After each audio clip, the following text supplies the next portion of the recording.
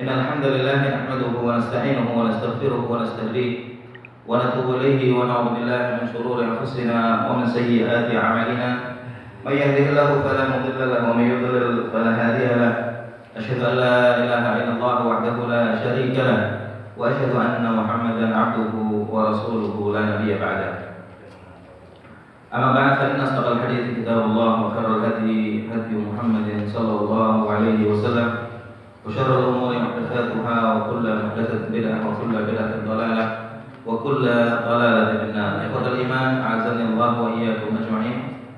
Insyaallah pada kajian kali ini kita akan lanjutkan tafsir juz amma, yang pada kesempatan kali ini insyaallah kita akan membahas tafsir surat Al-Insyiqaq.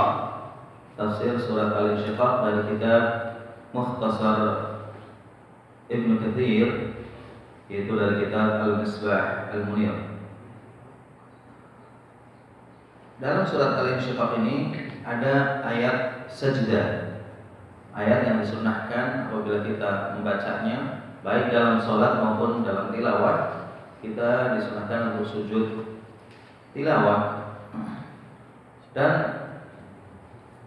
hal ini diriwayatkan dari Abu Salamah bahwasanya Abu Hurairah radhiyallahu anhu qara'a bihim idza as-samaa'u inshaqqat fasajada fiha falamma sarafa akhbarahum anna Rasulullah sallallahu alaihi wasallam sajada fiha. Rawahu Muslim. Wa rawahu Bukhari an Abi Rafi' qala shallaitu ma'a Abi Hurairah al-'atama fa qara'a idza as-samaa'u inshaqqat fasajada faqultu lahu faqala sajadtu khalfa Abil Qasim fala azalu asjudu biha hatta alqah.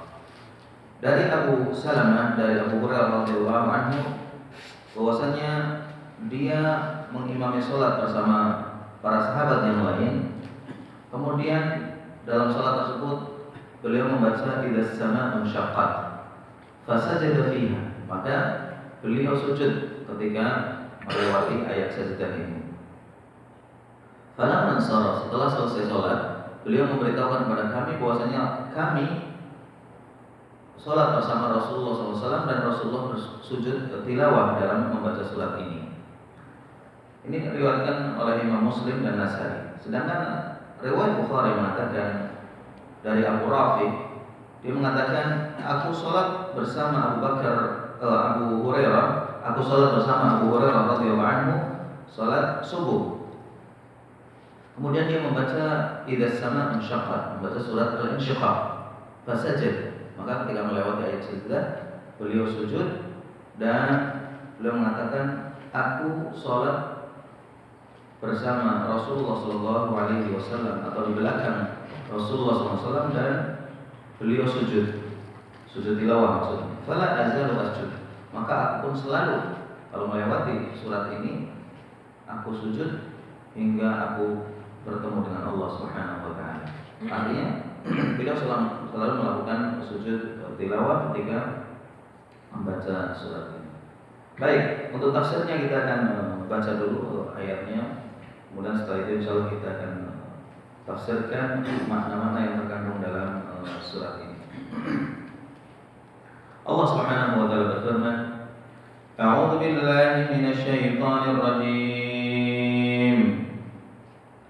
Bismillahirrahmanirrahim. Idza as-samaa'u inshaqqat wa adinat li rabbiha wa huqqat wa idza al-ardu muddat wa alqat ma fiha wa takhallat wa adinat li rabbiha wa huqqat ya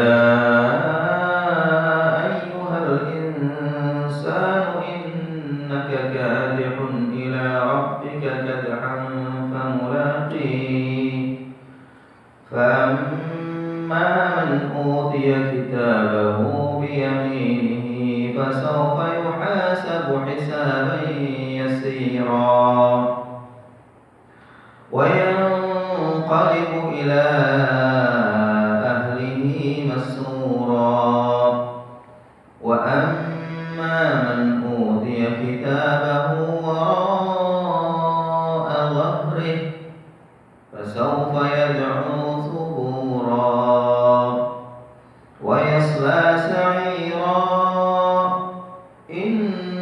innahu kana fi ahlihi masrura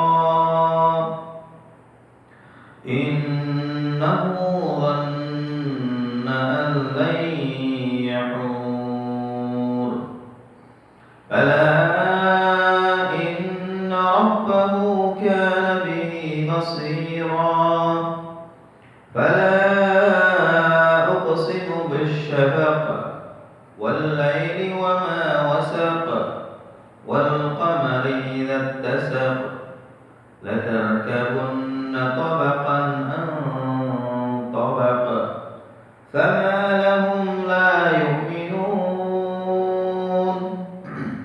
وإذا قرئ عليهم القرآن لا يسجدون بل الذين كفروا يكذبون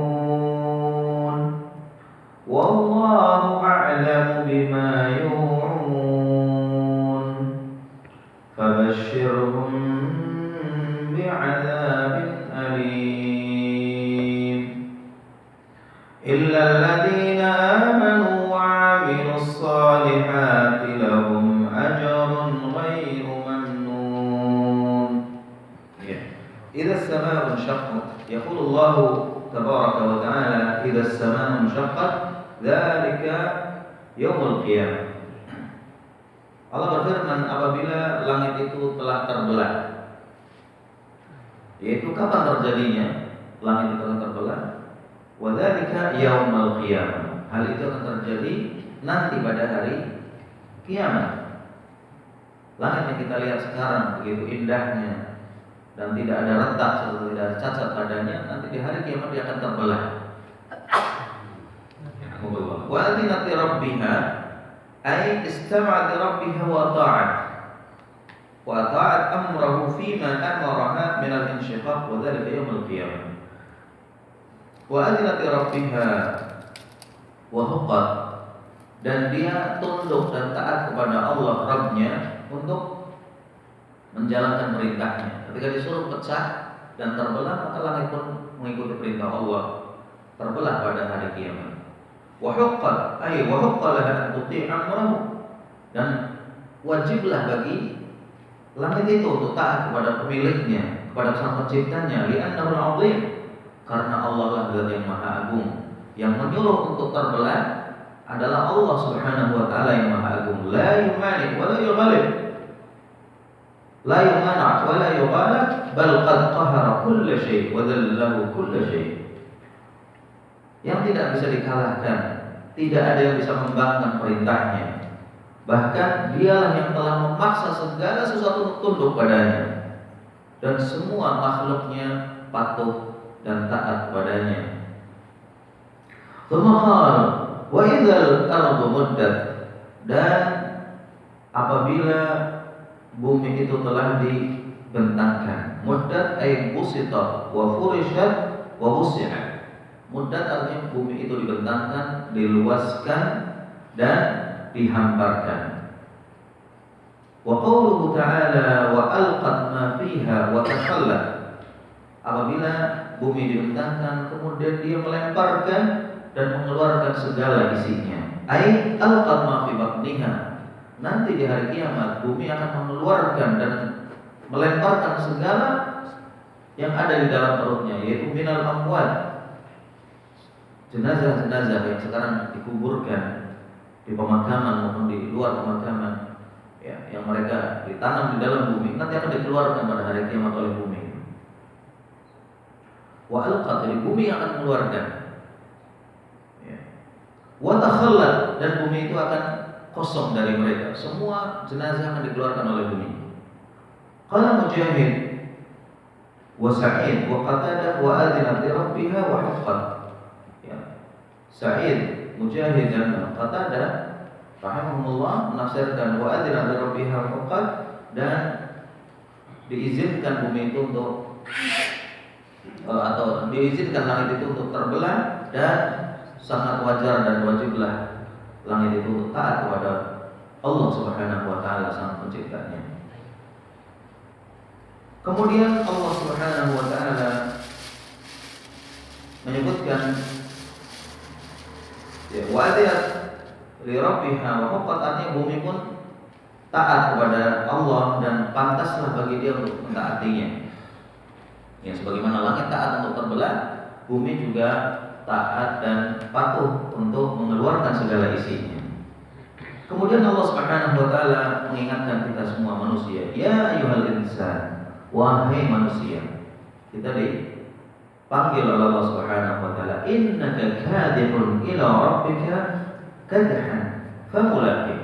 Wahai manusia, sesungguhnya engkau kadhibun, itu berusaha kepada Rabbmu, kepada Allah Subhanahu wa taala, kadhan, dengan usaha yang sungguh-sungguh, dengan melakukan amalan-amalan, famulaqi, niscaya kamu akan mendapatkan balasan usaha kalian.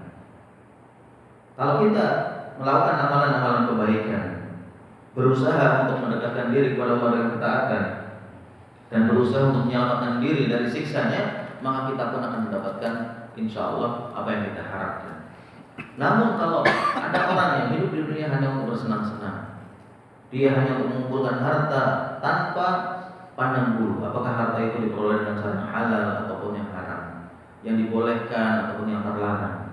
Ya, dia melakukan aktivitasnya, dia tidak melihat apakah manusia itu terzalimi atau tidak, yang penting dia senang. Masalah orang itu rugi, masalah orang itu teraniaya, nggak masalah bagi dia. Orang yang seperti ini juga akan mendapatkan balasannya. Kalau di dunia dia belum diadili karena mungkin dia orang yang kuat kedudukannya, atau dia punya relasi sehingga tidak bisa ditangkap polisi, sehingga tidak bisa diadili, jangan merasa aman, karena pasti di hadapan Allah Subhanahu wa taala semua akan didapat balasannya. Kalau dia menzalimi di dunia, pasti di akhirat akan dituntut di hadapan Allah oleh orang yang terzalimi di dunia. Thumma innaka satalqa ma'amilta min khairin aw syarr. Wahai manusia, engkau berusaha untuk melakukan perbuatan dan amalan di dunia, baik itu amalan baik maupun buruk. Maka ketahuilah, niscaya engkau nanti di hadapan Allah akan mendapatkan balasannya. Kalau kebaikan, maka akan mendapatkan balasan yang baik. Kalau dia yang diamalkan adalah keburukan di dunia, maka pasti dia akan mendapatkan balasannya di akhirat. Wa yashhadu lidzalika ma rawahu Abu Dawud at-Tayalisi an Jabir radhiyallahu anhu qala Rasulullah sallallahu alaihi wasallam qala Jibril ya Muhammad ish ma syi'ta fa innaka mayyitun. Ya, yang semana dengan ayat ini adalah hadis yang diriwayatkan dari Abu Dawud atau oleh Abu Dawud at-Tayalisi dari Jabir radhiyallahu anhu, dia berkata, Rasulullah SAW bersabda, Jibril berkata, ya Muhammad, wahai Muhammad, ish ma syi'ta fa innaka mayyit. Wahai Muhammad, hiduplah kamu semaumu. Hiduplah semaumu, karena semuanya kau akan mati. Wa ahbib man syi'ta fa innaka mufariquh. Dan silahkan kamu cintai siapapun yang kamu inginkan. Cintailah orang yang kamu inginkan, karena kamu pasti akan meninggalkannya dan berpisah dengannya. Wa'mal ma syi'ta fa innaka mulaqi. Dan beramallah dengan apa yang kamu inginkan. Silahkan, terserah, karena kamu pasti akan mendapatkan balasannya. Jadi hadis ini, kalau memang hadis ini sahih, adalah peringatan buat kita semua. Kita hidup di dunia tidak dikekang oleh Allah, tidak dipaksa. Silahkan pilih masing-masing. Fahadainahu najdain, kata Allah Subhanahu wa taala.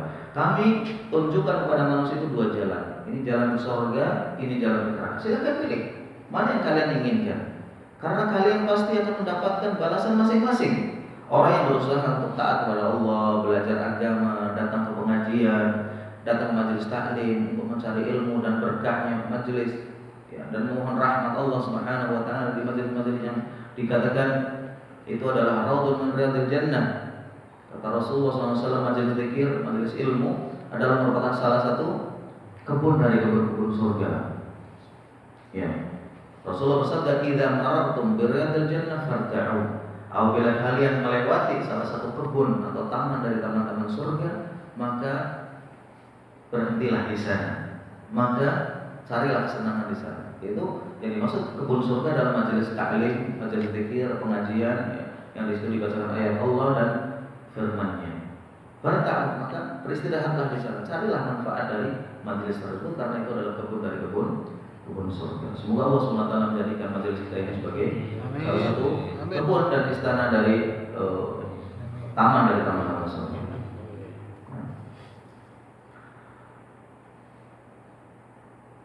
Hadis ini diriwayatkan oleh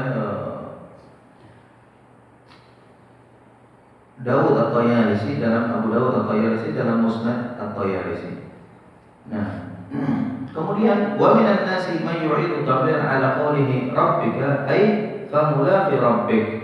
Ya, famulaqi artinya engkau pasti akan bertemu dengan Allah. Jadi dhamir hak di sini ada dua penafsiran. Yang pertama adalah mulaqi, kalian akan mendapati balasan dari amal-amal kalian, baik amal baik maupun amal buruk. Yang kedua famulaqi, maksudnya kalian apapun yang kalian lakukan, kalian pasti akan menemui Allah. Menemui Allah tentunya akan dibalas dengan balasan yang setimpal. Kedua-duanya bisa pakai penafsiran ini karena tidak bertentangan. Ai famulaqi rabbik wa ma'nahu fayujazika bi'amalik wa yukafirka 'ala sa'ik. Artinya engkau akan bertemu dengan Allah dan Allah akan balas amalan kalian dan perbuatan kalian. Qala al-Ufi, ya ayyuhal insanu innaka kadhibun ila rabbika kadha. Qala al-Ufi an Ibn Abbas, Ibn Abbas menafsirkan ayat ini, yaqul ta'malu 'amalan talqa Allah bihi khairan kana aw syarr. Wahai manusia, sesungguhnya engkau beramal dengan bekerja keras, ya, dan engkau akan menghadap Rabbmu, ya, kadhan dengan amalan yang sungguh-sungguh, ya.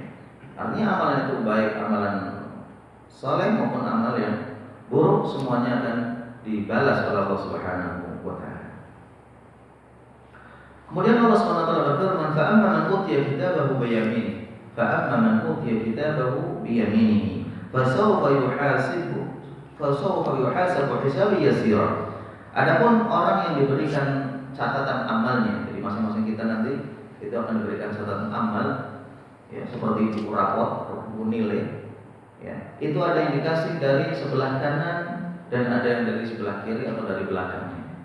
Fa amma man utiya kitabahu bi yaminihi, barang siapa yang diberikan kitab catatannya, amal perbuatannya, catatan amal perbuatannya dari sebelah kanan, nasallallahu an yaj'alana minhum. Kita mohon kepada Allah mudah-mudahan kita termasuk orang-orang yang diberikan catatan amal kita dari sebelah kanan.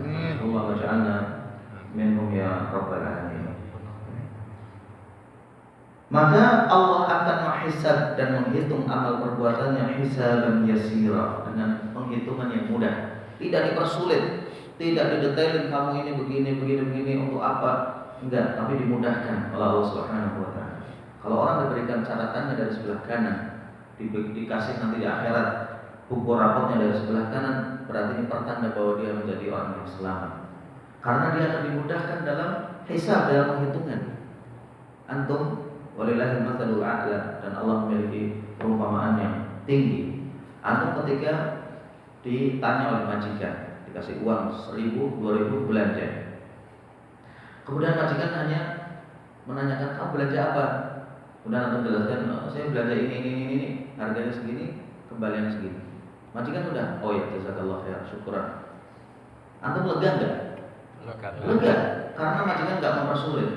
Namun kalau antum dikasih 1.000 atau 2.000, namun ditanya, ini untuk apa? Belinya di mana? Kemudian sisanya berapa? Kamu belinya di mana? Dipersulit. Atau antum dikasih amal dan ditanya satu persatu, detail, secara detail, kenapa beli di sini dan itu. Apalagi misalkan antum ada kekeliruan dalam membelanjakan, merasa sungkan dan tidak suka. Demikian juga nanti di hari kiamat, ketika kita ditanya satu persatu dengan detail, itu pasti kita akan binasa, karena betapa banyak kekeliruan kita, betapa banyak kesalahan kita. Namun kalau Allah Subhanahu wa taala hanya menanya apa yang kamu lakukan selama ini, kemudian kita jawab, ya Allah, selama ini saya berusaha untuk beribadah, taat kepadamu ya Allah. Kemudian Allah Subhanahu wa taala ridha, sudah, kalau begitu kamu lulus. Betapa bahagianya kita. Namun kalau ditanya, kamu waktu umur sekian, untuk apa waktumu? Kemudian ketika kamu pergi ke tempat ini, kamu apa yang kamu lakukan? Dan kamu waktu itu adalah tidak sholat dan seterusnya. Ditanya detail satu persatu, setiap gerak-gerik kita tentunya kita akan sangat payah ya, untuk menjawabnya dan juga sangat berat karena pasti akan binasa orang yang ditanya oleh Allah SWT dengan pertanyaan yang detail itu akan binasa. Karena banyak sekali kekurangan kita dan kekeliruan kita. Namun kalau Allah SWT memaafkan apa yang kita salah darinya, apa yang kita lalai dan keliru, Allah maafkan, itu betapa bahagianya kita. Itu dikatakan hisaban yasir, itu hanya diperlihatkan saja, ini kamu dulu gini, udah nggak ditanya. Namun kalau yang ditanya satu persatu Allah, dia akan binasa karena pasti banyak kesalahan dan kemaksiatannya. Aisyah dan bila taksir, artinya akan dihisab dengan mudah tanpa kesulitan. Ay la yuhaqqaq alaihi jami' daqa'iq a'malihi. Artinya orang yang diberikan catatan amalnya dari sebelah kanan itu tidak didetailkan pertanyaannya oleh Allah. Hanya ditanya secara global. Kamu dikasih umur 60 tahun, 70 tahun untuk apa? Ketika dijawab ya Allah, saya berusaha ngaji, saya berusaha belajar, saya berusaha sholat, saya berusaha ini dan itu. Kemudian Allah ridha padanya, sudah selamat. Tapi ketika ditanya, ketika umur misalnya mulai balik 13 tahun. Tahun itu apa yang kamu lakukan? Pada hari itu, pada jam itu, subhanallah, itu hisabnya akan sangat lama. Dan yang kedua pasti akan banyak sekali rapot merahnya. Ya. Namun orang yang diberikan catatan amal dari sebelah kanan, ya, la yuhaqqaq alaihi jami' daqa'iq a'mali, tidak akan ditanyakan satu persatu dari amalan-amalan yang kecil. Fa inna man husiba kadzalik halak la mahala, karena orang yang kalau ditanya oleh Allah SWT satu persatu dengan pertanyaan yang detail pasti dia binasa. Pasti dia binasa karena banyak sekali kekeliruan dan kesalahannya. Rawal Imam Ahmad an Aisyah radhiyallahu anha qala, Imam Ahmad meriwayatkan dari Aisyah, dia berkata, Rasulullah SAW bersabda, "Man nuqishal hisaba udhib." Barang siapa yang ditanya secara detail dalam penghitungan amal di akhirat kelak, niscaya dia akan disiksa oleh Allah Subhanahu wa taala. Jadi kita mohon kepada Allah Subhanahu wa taala, Allahumma ja'al hisabana hisaban yasira. Selalu kita baca dan sering-sering kita baca, ya Allah, mudahkanlah penghitungan kami, penghitungan amal-amal perbuatan kami di sisimu dengan penghitungan yang mudah. Allahumma ati kitabana an yaminina. Ya Allah, berikanlah catatan amal perbuatan kami dari sebelah kanan. Karena itu pertanda baik kalau orang diberikan catatannya dari sebelah kanan. Faqultu afalaysa qala Allah Ta'ala fasawfa yuhasabu hisaban yasira. Ya, kemudian aku bertanya, ya Rasulullah, bukankah Allah berfirman bahwasanya orang yang diberikan catatan amalnya dari sebelah kanan akan diberikan penghitungan yang mudah? Kata Rasulullah SAW, laisa dzalika bil hisab, itu bukan penghitungan yang sebenarnya. Artinya yang diberikan kemudahan dalam penghitungan itu bukan berarti dicek satu persatu. Walakin dzalikal 'ard, namun itu hanya diperlihatkan oleh Allah. Betapa senangnya ketika kita banyak kesalahan, tidak ditanya macam-macam. Anda punya salah sama majikan, majikan enggak nanya, kelas. Allah yang afik misalkan. Kita banyak salahnya, mungkin kita mobilnya mungkin ditabrak orang, atau mungkin kita mobil majikan rusak ya. Terus majikan nggak nanya macam-macam, sudah masuk ke bengkel. Waduh, leganya, ya, nggak ada potongan gaji, nggak ada pertanyaan macam-macam. Ya. Padahal kalau ditanya saja kita udah berat, apalagi suruh ganti. Dan kenapa kamu gini? Les meret kita. Kenapa kamu lewatin jalan itu? Kenapa kamu lewatin lampu merah dan seterusnya, atau kena kamera?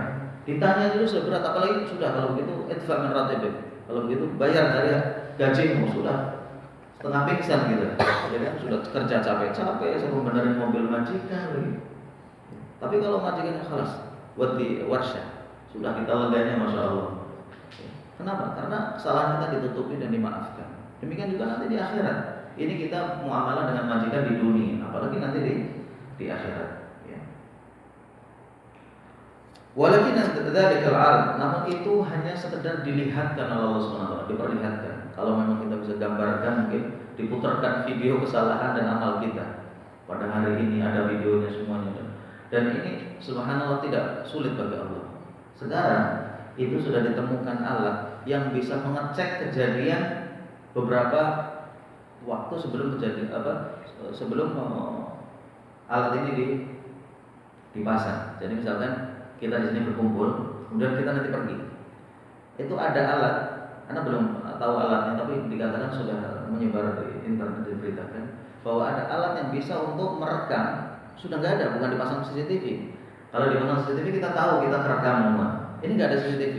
Kita pergi, kemudian dipasang alat, itu bisa kerekam kegiatan kita selama memang tidak lama, mungkin 5 menit, 10 menit sebelum itu. Itu bisa ketahuan atau pada duduk, kemudian atau makan, atau pergi. Itu katanya sudah ada alat seperti ini. Dan ini tidak mustahil. Manusia aja bisa. Apalagi Allah Subhanahu wa taala, Allah bisa merekam dari kejadian sejak awal diciptaannya langit dan bumi sampai nanti langit dan bumi ini hancur. Sekalipun Allah tidak pakai CCTV dan tidak pakai kamera, semuanya terekam oleh Allah Subhanahu wa taala. Itu mudah. Mudah bagi Allah. Pertama, Allah punya malaikat yang di atas kecanggihan ribuan CCTV. Semuanya terekam oleh malaikat. Itu jelas. Yang kedua, kalaupun malaikat tidak mengawasi, Allah Maha tahu. Seperti tadi kejadian tadi dikatakan bisa direkam, sekalipun orangnya sudah tidak ada. Tadi melakukan apa itu dikatakan ada alat yang bisa merekam, mungkin dengan udara yang ada di situ dan seterusnya. Allah. Tapi anak pernah baca tentang artikel semacam itu. Ala kulli hal itu mungkin sekali dan tidak mudah, tidak sulit bagi Allah Subhanahu wa taala. Man nuqisha, kata Rasulullah SAW, barang siapa yang ditanya secara detail, nuqish itu munaqashah itu interogasi. Kalau diinterogasi oleh Allah Subhanahu wa taala, yaumul qiyamah, pada hari kiamat, pasti dia akan disiksa oleh Allah karena dia tidak akan selamat. Hadis ini datang oleh Imam Ahmad dan yang lainnya, demikian juga datang oleh Imam Bukhari, Muslim, Tirmidzi, An-Nasai dan Ibnu Jarir At-Tabari. Wa qawluhu wa yanqalibu ila ahlihi masrura. Jadi barang siapa yang diberikan catatan amalnya dari sebelah kanan, maka dia akan dimudahkan dalam penghitungan amalnya. Dan dimudahkan di sini disebutkan oleh Rasulullah adalah hanya diperlihatkan, tidak ditanya detail satu persatu, namun diperlihatkan, lihat sendiri hasil perbuatan kamu. Maka wa yanqalibu ila ahlihi masrura. Niscaya nanti di akhirat dia akan kembali kepada keluarganya, kepada anak istrinya, yang mereka juga insya Allah di surga dengan senang hati. Ayyarji ila ahli fil jannah, dia akan kembali ke keluarganya di surga dengan gembira. Qala Qatadah wa Dhahhak, masrura ay farahan muqtabitan bima atahu Allah. Artinya dia senang, gembira, bahagia dengan apa yang Allah berikan kepadanya. Wa qawluhu wa amma man utiya kitabahu wara'a dhahri. Nasallallahu al-afiyah wa na'udzubillahi min dzalik. Bahwasanya apabila orang, barang siapa yang diberikan catatan perbuatannya, amal perbuatannya dari belakangnya, wara'a dhahri, dari belakang punggungnya, ai bishimalihi, atau maksudnya dari sebelah kirinya, min wara'i dhahrihi tusanna yadahu ila wara'ihi wa yu'ti kitabah. Maksudnya adalah tangannya nanti ditelikung ke belakang, kemudian dikasih kitabnya dari belakang atau dari sebelah kirinya. Fasawfa yad'u subura, niscaya dia akan teriak, celaka ya Allah, celaka. Ya, celaka kami, atau dia teriak karena menjerit saking sedihnya, khasaran sebagai kerugian baginya, wahalaka. Wa yasla sa'ira, dan dia akan masuk ke neraka sa'ir. Innahu kana fi ahli masrura. Kenapa dia seperti itu? Karena dulu di dunia dia bersenang-senang. Kana fi ahlihi masrura. Dulu ketika di dunia dengan keluarga, anak istrinya, dia bersenang-senang, berfoya-foya, nggak mikir nanti di akhirat akan seperti apa. Sholat nggak pernah, ya, ibadah nggak pernah. Dia bersenang-senang dengan harta yang dia miliki. Dia pikir, ya, mumpung dia punya duit, dipuas-puasin, mumpung sehat dia puas-puasin, tanpa melihat akibat perbuatannya. Nggak mikir uang itu diperoleh dengan cara yang halal atau haram, tidak mikir perbuatannya itu menzalimi orang atau tidak berpikir nanti akibat buruk dari perbuatannya itu apa. Dia tidak memikirkan itu semua. Ya. Kenapa? Karena dulu di dunia dia itu senang, bersenang-senang. La yafakir fil aqib wa la yakhaf mimma amahu. Dia juga tidak takut dengan apa akibat perbuatannya. fa'aqabahu dzalikal farah al-yasir al-huzn at-tawil. Maka Allah balas kesenangan yang sebentar karena dunia ini betapapun lama kita tinggal di dalam itu sebentar. Tidak ada apa-apa dibanding akhirat. Dan kita sering sampaikan hadis tentang perumpamaan dunia dengan akhirat. Dunia kita hidup di sini 60, 70, 80, 50, ya mungkin ada yang 100 tahun. Itu nggak ada apa-apa dibanding akhirat. Nggak ada apa-apanya. Ya, kita senang dengan harta yang kita punya, rumah yang kita beli, mobil yang kita punyai, sawah yang kita garap, ya, anak-anak, istri dan semuanya kita senang ini. Itu hanya kenikmatan sebentar dan nggak ada apa-apa. Seperti jarum yang dimasukkan ke air laut, kemudian diangkat jarum itu. Berapa sih air yang kebawa oleh jarum itu? Setetes. Tetesan itulah kehidupan dunia. Dengan segala isinya. Ada yang jadi raja, ada yang jadi presiden, ada yang jadi bos, ada yang jadi menteri, ada yang jadi jutawan, ada yang tadi dikatakan istrinya berapa 10 katanya. Dia pikir dia akan selamanya hidup di dunia dengan melanggar aturan-aturan Allah. Enggak. Sekalipun sekarang dia punya kekayaan, dia punya istri yang banyak, punya anak-anak yang pintar, itu hanya sebentar. Semuanya akan menjadi kerugian. Semuanya akan menjadi penyesalan kalau tidak digunakan untuk beribadah kepada Allah Subhanahu wa taala. Harta yang kita miliki kalau tidak kita infakkan, jelas yang wajib kita infakkan adalah zakat kita. Ya, 2,5% dari yang kita miliki. Atau kalau panenan itu 10%. Ya, kalau kita tidak tunaikan zakatnya, itu tidak akan membahagiakan kita. Kita bahagia sebentar di dunia, senang naik mobil bagus, ya, istrinya cantik, anaknya pintar, makanannya enak, tidurnya nyenyak. Namun berapa lama sih dia nikmati itu? 30, 40 tahun, 50 tahun sudah selesai. Namun di akhirat akan selamanya. Kalau di dunia dia menanam kebaikan, maka nanti di akhirat akan bahagia selama-lamanya. Namun kebalikannya, kalau di dunia hanya berfoya-foya, dia mengumpulkan harta tanpa pandang cara mencarinya, halal apa haram, baik atau buruk, dia tidak pikirkan, maka kesenangan yang sebentar ini akan menyengsarakan dia selama-lamanya. Ya. Maka kesenangan yang sedikit ini dibalas dengan atau diganti dengan al-huzn at-tawil, kesedihan yang selama-lamanya. Innahu dhanna an la yahur. Kenapa? Karena dia pikir di dunia itu dia hidup tidak akan kembali kepada Allah. Dia pikir tidak akan dihidupkan lagi. Dia pikir dunia ini ya sampai kuburan. Kalau sudah dikubur selesai semuanya. Ini orang-orang yang sangat merugi karena tidak mempersiapkan diri ya, untuk kehidupan yang abadi. Ya. Maka berbahagialah kita semua, antum semua yang alhamdulillah memeluk agama Islam, yang berarti telah memasuki pintu keselamatan.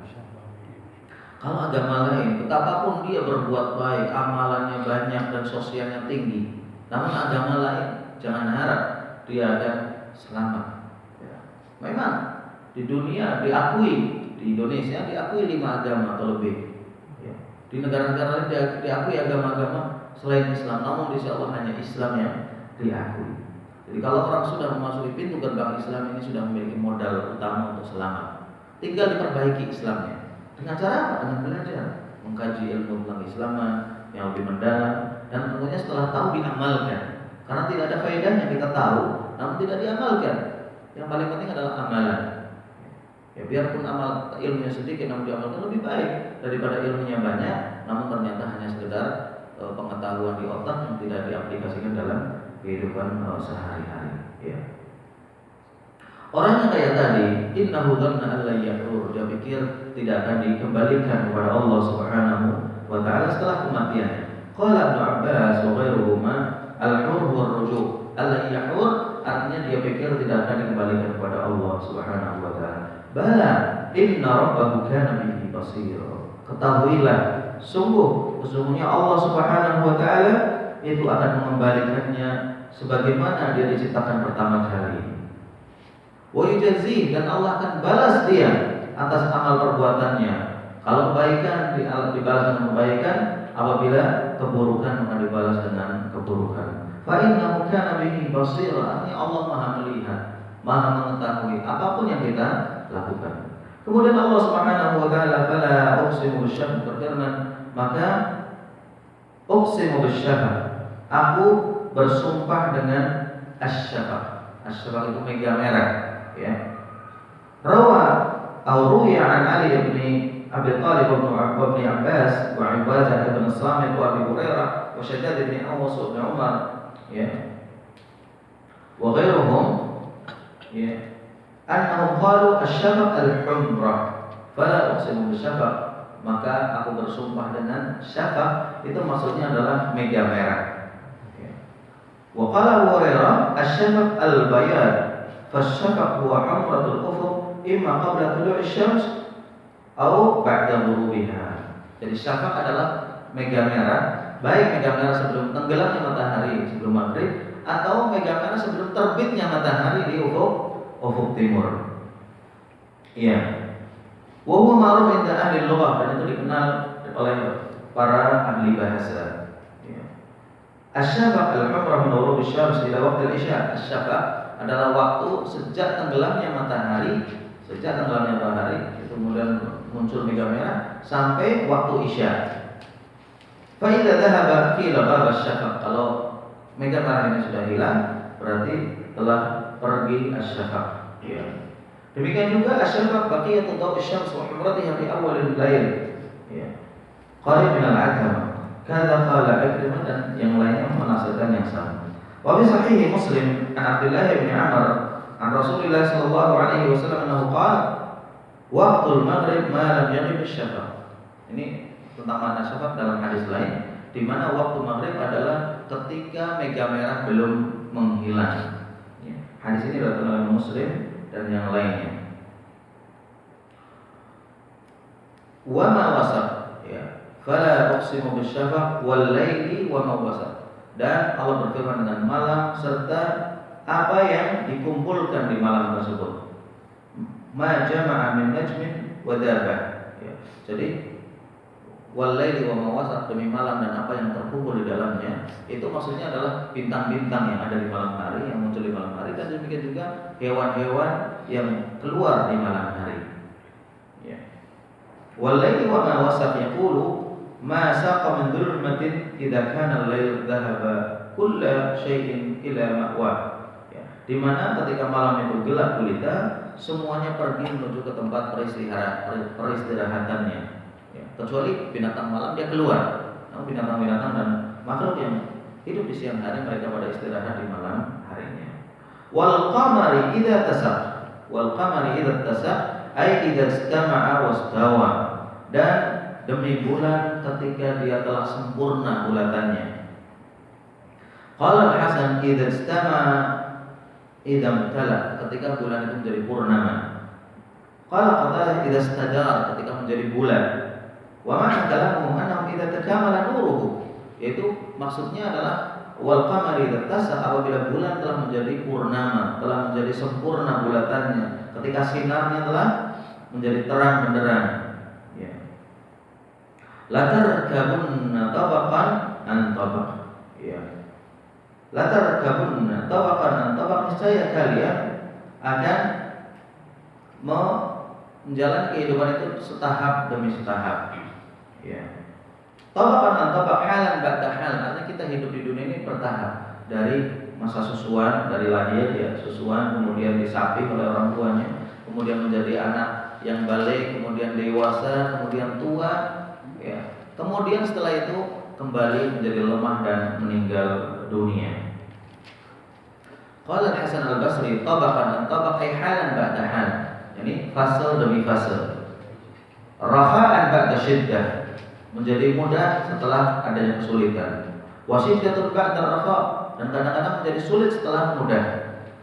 Kuat setelah lemah. Tadinya kita bayi lemah, kemudian kuat menjadi seperti yang tumbuh muda, kemudian nanti akan lemah lagi ketika menjelang usia tua. Wa ghinan ba'da faqr, dan menjadi kaya, dulunya enggak punya apa-apa. Mungkin kita enggak punya apa-apa, kemudian kita berusaha, kita kerja, kita dagang, ya akhirnya dapat penghasilan yang cukup dan menjadi kaya. Wa faqran ba'da ghina, dan banyak orang yang jatuh miskin, tadinya kaya menjadi miskin. Wa sihhatan ba'da saqam, sehat yang tadinya sakit sembuh.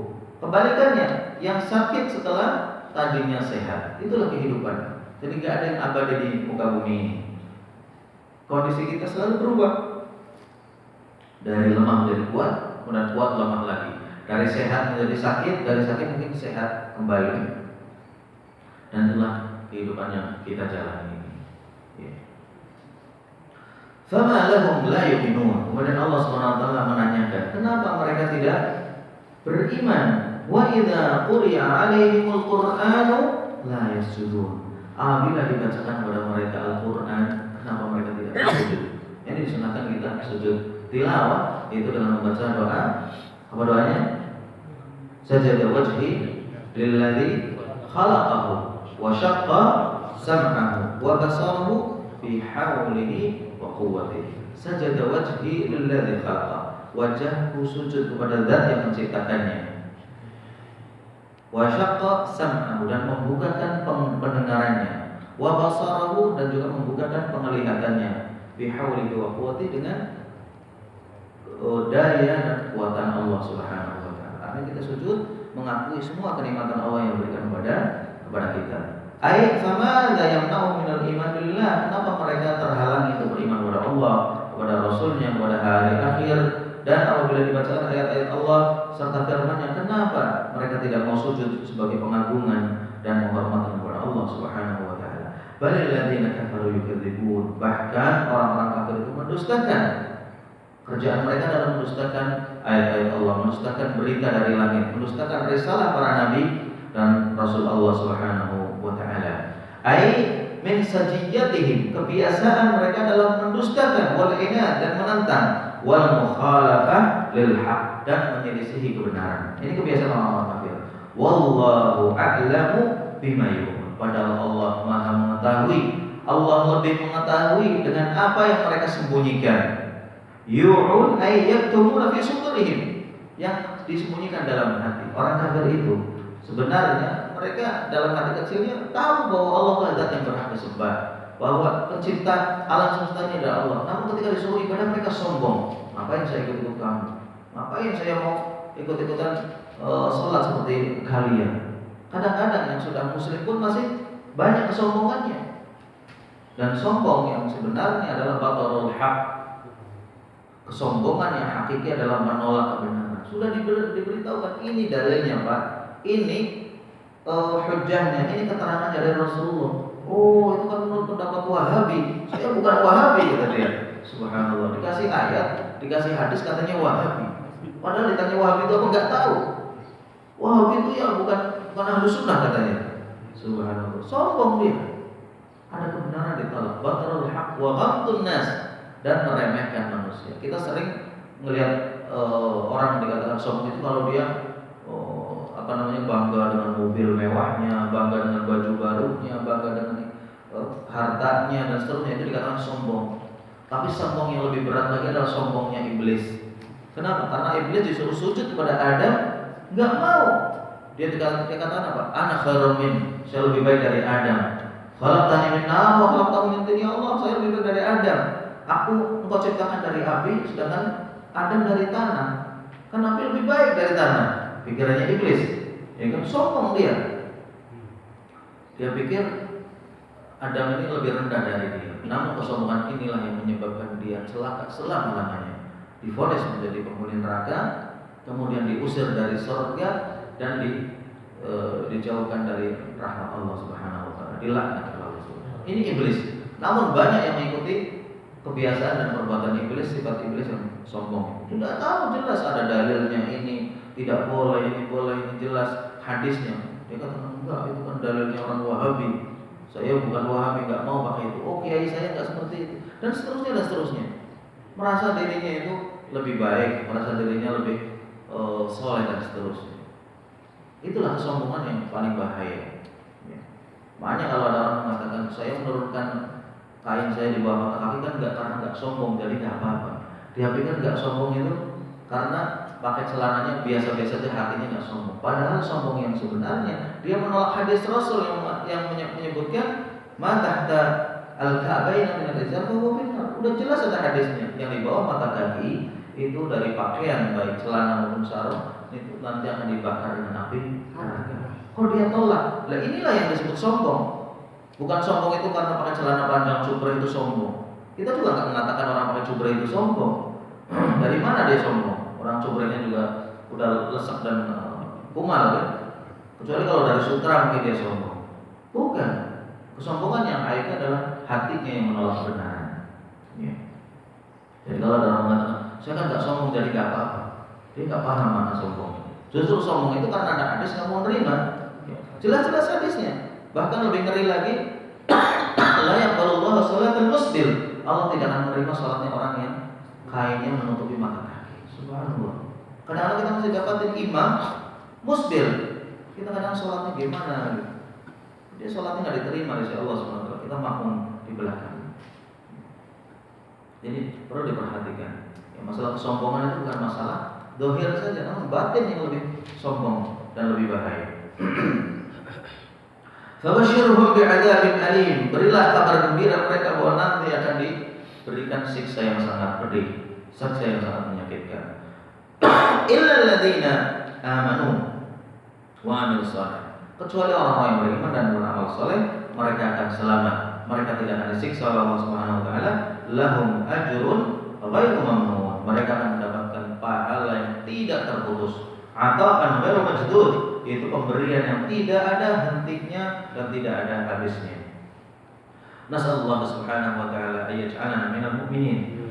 Semoga Allah menjadikan kita semua termasuk orang-orang yang beriman dan taat kepadanya dengan menjalankan ketaatan dan menjalankan apa yang Allah perintahkan. Ya, itu saja. Terima kasih. Wassallallahu ala nabiyina Muhammad wa ala alihi washabbihi. Tentang makna manfaat dan faedahnya sujud sahwi gimana Tad? Sujud tilawah. Sujud tilawah. Hikmah dan manfaatnya. Nah,